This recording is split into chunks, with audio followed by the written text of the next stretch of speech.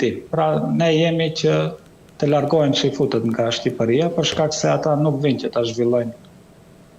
ekonominë e Shqipërisë, ata vinë që ta vjedhin Shqipërinë dhe është demonstruar në këta 30 vite se çka kanë kapur ata e kanë falimentuar. Pra kështu falimentuan thuajse gjithë fabrikat dhe çka ka pas në të gjithë pasurinë e Shqipërisë dhe si e përmendi shpesh si rast konkret e keni naftën e Shqipërisë. Pra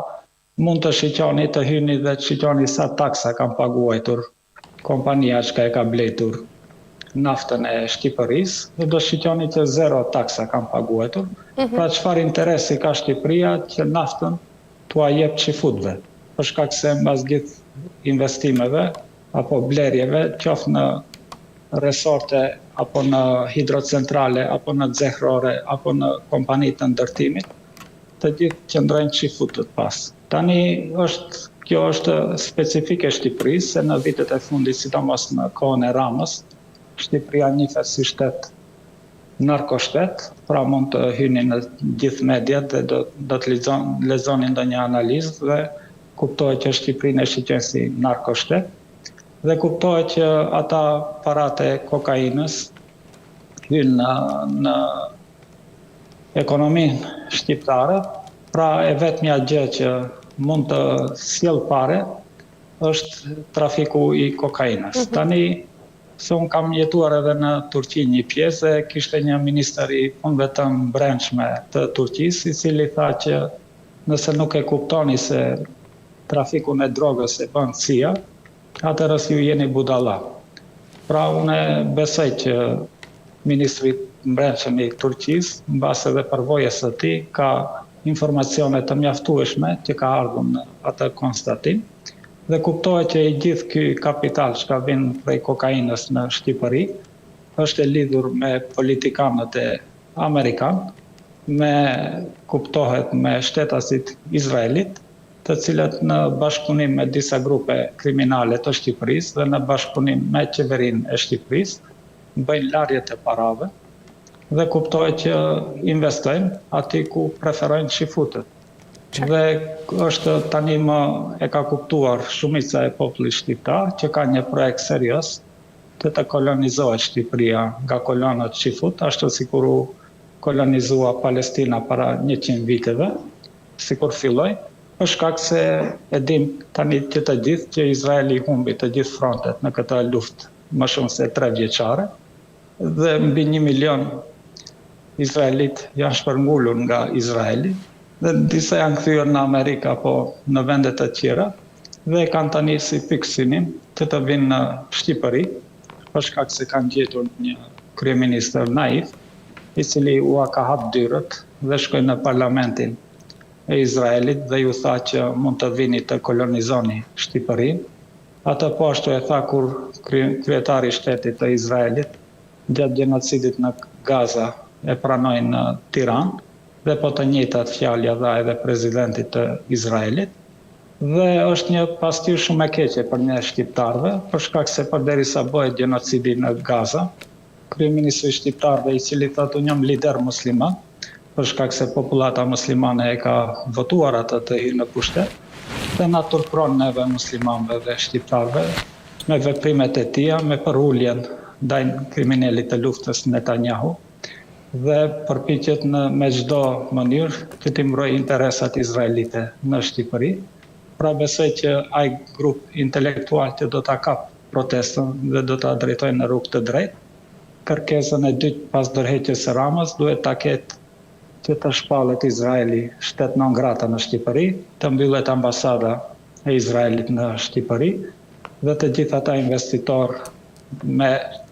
prapavi çifute apo që kanë shtetësia të ndryshme, se ata mund të jenë edhe amerikanë edhe italianë, gjithë pasaportat i kanë, që të largohen prej Shqipërie dhe të fillojnë një transparencë e madhe për atë se kush investon dhe dal nga dal të fillojë që edhe prestizhi apo përfaqësimi i Shqipërisë të marrë si një shtet normal, për shkak se na ka fytur kryeministri Edi Rama në një shesh apo me një korp me Izraelin për fat të keq. Dhe ne turprojmë si shqiptar. Mirë, Zëdhauti, për ta mbyllur, ndërkaq ju vetë cilën shihni skenarin e këtyre protestave dhe mendoni se do të kemi një dorëheqje të kryeministrit shqiptar? Unë besoj që do ta marrim në aspektin historik se Edi Rama ishte në Francë, gjëja apo partia. Dhe mua më kujtohet kur dha dorëheqje Miloševići në Serbi pas protestave. Aty erdhi ministri punëve të jashtme i Rusisë dhe e bindi dhe i tha tërhiqu se të ka kaluar koha. Dhe besoj që të njëjtat fjalë ja ka dhënë edhe Macroni në Francë. I ka thënë që jetë 30 vite në pushtet, pra prej 98-ës kur u bë ministër kultura ai nuk është rrezuar prej pushtetit. Dhe 20 vite është në krye të Partisë Socialiste, që ka shndërruar Partinë Socialiste si një subjekt privat të tij, cilën don e bën deputet, cilën don e bën ministër, cilën don e bën kryetar parlamenti, cilën don e bën president shteti. Pra gjithë ajo pushtet që e ka shndërruar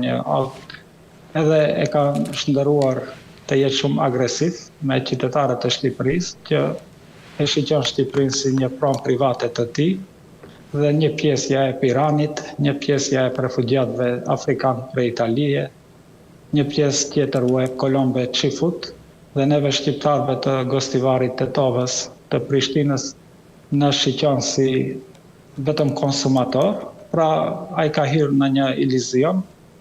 që nuk din se çka është duke vepruar dhe kuptohet që gjithë ai pushtet i ka sjellë edhe